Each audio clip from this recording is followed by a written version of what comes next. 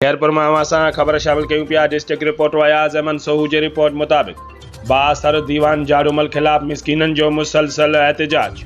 कुंभ के रहवासी मरहूम सेठ अली मोहम्मद तुमरानी के फर्जंद सिराज अहमद तुमरानी, माजिद अली, असद अली तुमरानी और मरहूम की घरवारी कुंभ के दीवान जाड़ूमल खिलाफ एहतजाज कंदे दाहियो।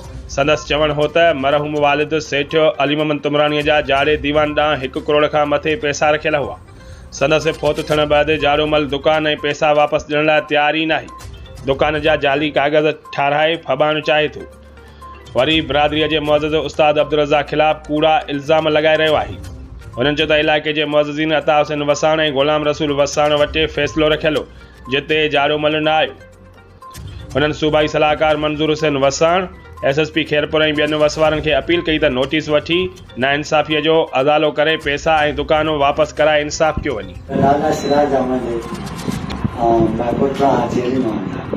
जाड़े वाणे न फैसला असांजा 8 महीने जो बंद आया। असांजे बुराड़ी मेरे दूर भिड़ा ये भी आए से फैसले थे वसाण साहब ही हा वहीं मौत न आया सही वाणा और केतिरो सो जो विचार लसन या SP ऑफिस वञो उन खे बस हाज़िर रज़ात नाला खे पैसे 5 लाख कमाईंदासीं। हाजी ताईं कहिड़ा दो सिर्फ़ पियो जो असां ग़रीब वारा पासा छा ऐं असां ॿुधाए हक़ गिना ॾियो आहे।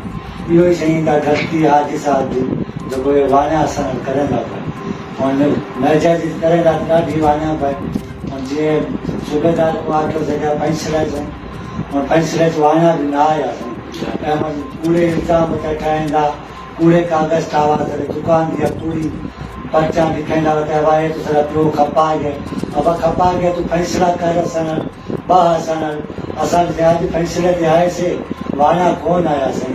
वॾे कुंवर किथे भेजा ते SP साहब ने पहुचूं